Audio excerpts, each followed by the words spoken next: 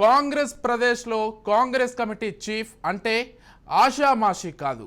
రమారమి chief minister కుర్చీతో సమానం. పార్టీలో అత్యంత ప్రాధాన్యత ఉన్న పీసీసీ కుర్చీ కోసం నాయకులంతా తహతహలాడతారు. రేవంత్ అండ్ భట్టి ఢిల్లీ టూర్ నేపథ్యంలో పీసీసీ చీఫ్ ఎవరనే టాపిక్ వేడెక్కింది. ఇప్పటికే ఈ అంశంపై అనేక సార్లు ఢిల్లీలో కాంగ్రెస్ పెద్దలతో రేవంత్ రెడ్డి చర్చలు జరిపారు. తాజాగా ఏఐసీసీ అగ్రనేతలతో మళ్లీ సమావేశమై దాదాపు గంట సేపు చర్చించారు. పీసీసీ లాంటి బాధ్యతాయుతమైన పదవికి మహేష్ కుమార్ గౌడ్ అయితేనే కరెక్ట్ అని అటు అధిష్టానం ఇటు సీనియర్లు భావిస్తున్నట్లు సమాచారం. మహేష్ కుమార్ గౌడ్ బీసీ నేత కావడంతో ఆయన పేరును దాదాపుగా ఖరారు చేసినట్లు తెలుస్తోంది. పీసీసీ రేస్పై హస్తిన్లో జరిగిన సుదీర్ఘ మంతనాల్లో వేరువేరు సామాజిక వర్గాల నుంచి 5-6 పేర్లు గట్టిగా వినిపించాయి.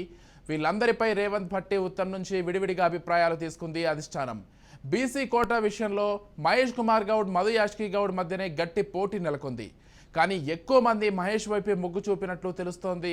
దశాబ్దాల పాటు పార్టీలోనే ఉంటూ విశ్వాస పాత్రుడిగా పేరు తెచ్చుకున్న మహేష్ కుమార్ గౌడ్ ప్రస్తుతం వర్కింగ్ ప్రెసిడెంట్గా కూడా ఉన్నారు.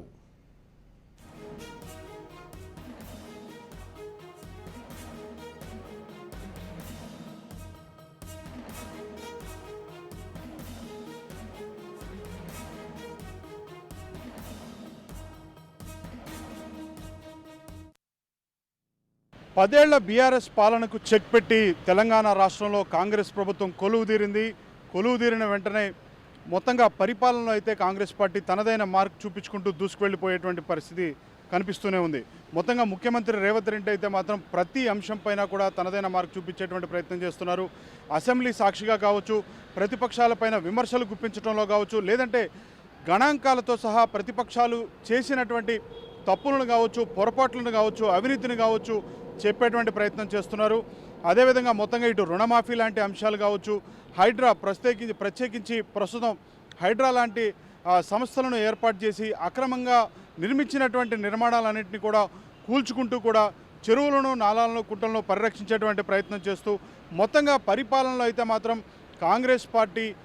కాంగ్రెస్ ప్రభుత్వం రేవంత్ రెడ్డి నాయకత్వంలో అయితే మాత్రం ముందుకు దూసుకెళ్తున్నటువంటి పరిస్థితి కనిపిస్తుంది. కానీ ఇదంతా జరుగుతున్నప్పటికీ కూడా పీసీసీ విషయంలో మాత్రం ఇంకా ప్రతిష్టంభన అనేటువంటిది కొనసాగుతుంది అనేటువంటి వ్యాఖ్యలే ప్రధానంగా వినిపిస్తున్నట్లుగానే మనం చెప్పాలి.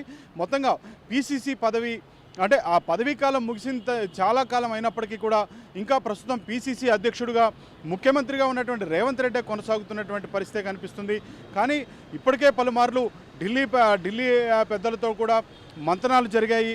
ఎవరిని నియమించాలి, ఏ విధంగా నియమించాలి, ఏ ప్రాతిపదికన నియమించాలి అనేటువంటి అంశాలపైన కూడా ఇప్పటికే ఢిల్లీ పెద్దలతో చర్చలు జరిగినప్పటికీ కూడా ఇంకా ఒక కొలిక్కిరానటువంటి పరిస్థితి ఇక్కడ తెలంగాణలో ఉన్నటువంటి ప్రదేశ్ కాంగ్రెస్ కమిటీకి సంబంధించినటువంటి సభ్యులందరినీ కూడా చాలా ఊరిస్తుంది. వారిలో ఉత్కంఠత రేపించేటువంటి విధంగానే ఉన్నట్లుగా చెప్పాలి.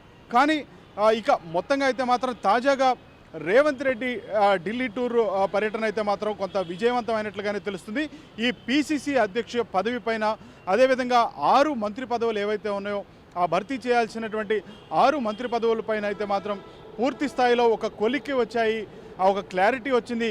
ఇక ప్రకటన మాత్రమే తరువాయి అనేటువంటి స్థాయిలో కూడా కొన్ని వ్యాఖ్యలు వినిపిస్తున్నట్లుగానే చెప్పాలి.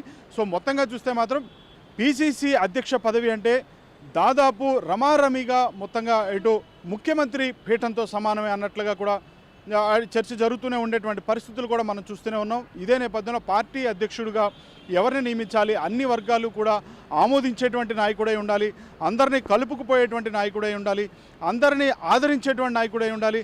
అట్ ద సేమ్ టైం మొత్తంగా పార్టీ యొక్క విధి విధానాలని ప్రజల్లోకి తీసుకువెళ్ళడమే కాకుండా పార్టీ అంటే ప్రతిపక్షాలు సంధించేటువంటి ఏ విధమైనటువంటి ప్రశ్నలకైనా కానీ అంతకంతగా ధీటుగా సమాధానం చెప్పగలిగేటువంటి స్థితిలో ఉండాలి. అలాంటి వారే ఆ పీసీసీ అధ్యక్ష పీఠం పైన ఉండాలి అనేటువంటి అంశాల్లో కూడా అంటే ఆ విధంగా కూడా నియమించేటువంటి పరిస్థితులే కనిపిస్తాయి. మనం చూస్తున్నాం రేవంత్ రెడ్డి అయితే పీసీసీ పదవిలో పూర్తి స్థాయిలో సక్సెస్ అయినటువంటి పరిస్థితులు. ఆయన నాయకత్వంలోనే తెలంగాణ రాష్ట్రంలో 10 ఏళ్ల తర్వాత అంటే తెలంగాణ రాష్ట్రాన్ని తెచ్చింది కాంగ్రెస్ పార్టీ అని చెప్పినప్పటికీ కూడా మొత్తంగా 10 సంవత్సరాల కాలం పాటు అయితే మాత్రం అధికారం కోసం కాంగ్రెస్ పార్టీ వేచి చూడాల్సినటువంటి పరిస్థితి ఏర్పడింది. కానీ అనూహ్యంగా పీసీసీ చీఫ్గా రేవంత్ రెడ్డి నాయకత్వంలో మొత్తంగా అయితే మాత్రం తెలంగాణలో 10 సంవత్సరాల తర్వాత తెలంగాణలో కాంగ్రెస్ ప్రభుత్వం కొలువుదీరినటువంటి పరిస్థితి కనపడింది. సో ప్రస్తుతం అయితే మాత్రం ఇటు టీపీసీసీ అధ్యక్షుడి నియామకం పైన ఇటు బీసీలకు ఇవ్వాలా, ఎస్సీలకు ఇవ్వాలా, ఎస్టీలకు ఇవ్వాలా అనేటువంటి దానిపైన కూడా కొంత చర్చ జరుగుతున్నటువంటి నేపథ్యంలో ఇప్పటికే కొన్ని ప్రాతిపదికలు చూసినట్లయితే ముఖ్యమంత్రిగా రెడ్డి సామాజిక వర్గం అంటే ఓసీ సామాజిక వర్గానికి సంబంధించినటువంటి రేవంత్ రెడ్డి ముఖ్యమంత్రిగా ఉన్నారు. ఇక ఎస్సీ సామాజిక వర్గం నుంచి డిప్యూటీ సీఎంగా ఉప ముఖ్యమంత్రిగా కూడా భట్టి విక్రమార్క ఉన్నటువంటి పరిస్థితులు చూస్తున్నాం. ఇక ఇప్పటికే బీసీలకు పెద్దపీట వేస్తామని చెప్పి కాంగ్రెస్ పార్టీ పదే పదే చెప్తున్నటువంటి పరిస్థితులే కనిపిస్తున్నాయి. బీసీ గణన చేస్తామని కూడా చెప్తున్నటువంటి పరిస్థితులు కనిపిస్తున్నటువంటి నేపథ్యంలో బీసీలుగా నియమించాల్సినటువంటి వారి లిస్టులో అయితే మాత్రం ఓ పక్కన అంటే ప్రస్తుతం టీపీసీసీ వర్కింగ్ ప్రెసిడెంట్గా ఉన్నటువంటి మహేష్ కుమార్ గౌడ్ కనిపిస్తున్నారు. అదేవిధంగా మధు యాష్కి గౌడ్ కూడా కనిపిస్తున్నటువంటి పరిస్థితి ఉంది. సో బీసీలో ఇవ్వాల్సి వస్తే ఎప్పటి నుంచో కూడా పార్టీని అంటిపెట్టుకొని చాలా పార్టీకి లాయల్గా ఉన్నటువంటి రేవంత్ రెడ్డి కూడా అత్యంత సన్నిహితుడిగా ఉన్నటువంటి ఆ మహేష్ కుమార్ గౌడ్ వైపే ఇటు అధిష్టానం కూడా పీసీసీ చీఫ్గా నియమించడానికి మొగ్గు చూపుతున్నట్లుగా కూడా తెలుస్తుంది. ఇక ఎస్సీలకు సంబంధించి చూస్తే మాత్రం అడ్లూరి లక్ష్మణ్ పేరు కూడా వినిపిస్తుంది, సంపత్ కుమార్ పేరు కూడా వినిపిస్తున్నటువంటి పరిస్థితులే ఉన్నాయి. ఎస్టీలకు సంబంధించి చూసుకుంటే బలరాం నాయక్ పేరు బలంగానే వినిపిస్తున్నటువంటి పరిస్థితి. కానీ ఎవరికి ఇవ్వాలి అనేటువంటి అంశం పైన వస్తే మాత్రం బీసీలకే ఈసారి టీపీసీసీ చీఫ్ పదవిని ఇవ్వాలి అనేటువంటి ఆలోచనలో అధిష్టానం ఉన్నట్లుగా తెలుస్తుంది. ఇప్పటికే దీనికి సంబంధించినటువంటి చర్చలు జరగడంతో పాటు మంతనాలు కూడా పూర్తయ్యాయి.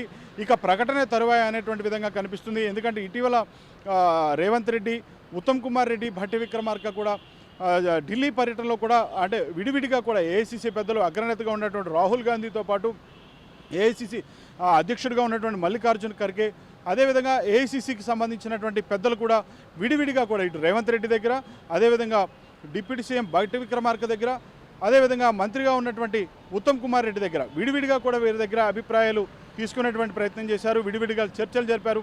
మొత్తంగా అయితే మాత్రం మహేష్ కుమార్ గౌడ్నే టీపీసీసీ చీఫ్గా నియమించాలి, తద్వారా బీసీలకు పూర్తి స్థాయిలో కూడా కాంగ్రెస్ పార్టీ ప్రాధాన్యత ఇస్తుంది అనేటువంటి అంశంతో ముందుకు వెళ్ళాలి అనేటువంటి విధంగా కూడా ఇటు అధిష్టానం, కాంగ్రెస్ అధిష్టానం ఆలోచిస్తున్నట్లుగా కూడా తెలుస్తుంది. ఆ విధంగానే అడుగులు పడుతున్నటువంటి పరిస్థితి కూడా కనిపిస్తుంది. ఇంకా ప్రత్యేకించి ఇక మంత్రి పదవులు కూడా ఊరిస్తున్నటువంటి పరిస్థితి కనిపిస్తుంది. తమకివ్వాలంటూ కూడా ఇప్పటికే చాలామంది రేసులో ఉన్నటువంటి పరిస్థితులు ఉన్నటువంటి నేపథ్యంలో ఎవరికి ఇస్తారు అనేటువంటి దానిపైన కూడా తీవ్ర ఉత్కంఠత కూడా నెలకొంది. మొత్తంగా 6 మంత్రి పదవులు అయితే మాత్రం ఇంకా భర్తీ చేయాల్సినటువంటి అవసరం ఉంది. ఇవాళ చేస్తారు, రేపు చేస్తారు అనేటువంటి కనిపిస్తున్నప్పటికీ కూడా అది మాత్రం అది ఇంకా దానిపైన ప్రతిష్టంభన అయితే అలాగే కొనసాగుతూనే వస్తున్నటువంటి పరిస్థితులే కనిపిస్తున్నాయి. సో మొత్తంగా అయితే మాత్రం పీసీసీ అధ్యక్షుడి ఎన్నిక తర్వాత అంటే తెలంగాణ ప్రదేశ్ కాంగ్రెస్ కమిటీ అధ్యక్షుడిని నియమించిన తర్వాత ఆ నియామక ప్రక్రియ పూర్తయిన తర్వాత మాత్రమే ఇటు మంత్రి పదవులకు సంబంధించి ఎవరికి కేటాయించాలనేటువంటి దానిపైన కూడా ఇప్పటికే ఒక తుది నిర్ణయానికి వచ్చినట్లుగా కూడా తెలుస్తుంది. చాలామంది పేర్లే బలంగా వినిపిస్తున్నప్పటికీ కూడా ప్రకటన వచ్చిన అనంతరమే వారికి కేటాయించారు అనేటువంటిది అయితే మనం తెలుసుకునేటువంటి పరిస్థితి కనిపిస్తుంది. సో మొత్తంగా అయితే మాత్రం ఎవరి పేరు ఎంత బలంగా వినిపించినప్పటికీ కూడా అధిష్టానం అయితే మాత్రం చాలా పూర్తి స్థాయిలో కూడా ఒక క్లారిటీకి వచ్చేసింది. ఇంకా మరికొన్ని రోజుల్లో ఒక 2 నుంచి 4 రోజుల్లోనే ఇటు టీపీసీసీ అధ్యక్షుడి పదవి, అదేవిధంగా మంత్రి పదవులు 6 మంత్రి పదవులుగా ఎవరికి అవకాశం ఇవ్వాలి అనేటువంటి దానిపైన కూడా ఈ పీఠముడి ఏదైతే ఉందో ఈ చిక్కుముడి వీడిపోతుంది. పూర్తి స్థాయిలో కూడా ప్రకటిస్తారు అనేటువంటిది ఈ టీపీసీసీ చీఫ్గా ఎవరు అనేటువంటిది ప్రకటిస్తారు. అనంతరం ఎవరికి ఈ 6 మంత్రి పదవులు కట్టబెట్టబోతున్నారు అనేటువంటిది కూడా ప్రకటన మరో 4 రోజుల్లో వెలువడేటువంటి అవకాశం కనిపిస్తున్నట్లుగానే మనం చెప్పాలి. సో మొత్తంగా ఎవరికి దక్కబోతుందా అనేటువంటి అంశాలపైన అయితే మాత్రం ఇటు తెలంగాణ కాంగ్రెస్ పార్టీలో కావచ్చు, లేకుంటే ఆసక్తిగా ఇటు ప్రతిపక్షాలు కూడా ఎవరికి దక్కుతాయా అని కూడా ఎదురు చూస్తున్నటువంటి నేపథ్యంలో దీనిపైన అయితే మాత్రం చాలా తీవ్ర ఉత్కంఠత నెలకొంది తెలంగాణ రాష్ట్రంలో అనేటువంటిదే మనం ప్రధానంగా చెప్పాలి. వీడియో జర్నలిస్ట్ భరత్తో తేజారాజ్ న్యూస్, హైదరాబాద్.